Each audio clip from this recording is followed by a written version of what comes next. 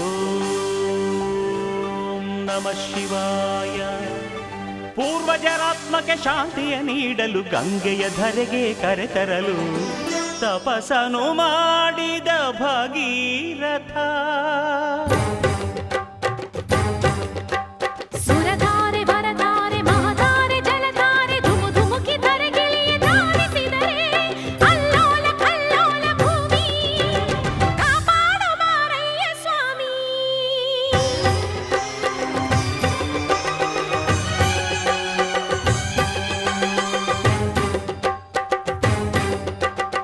ತಡೆಯಬಲ್ಲೆಯ ನೀನು ಈ ಗಂಗೆಯ, ಜಲ ಸಮಾಧಿಯು ನೀನು ಮೃತ್ಯುಂಜಯ.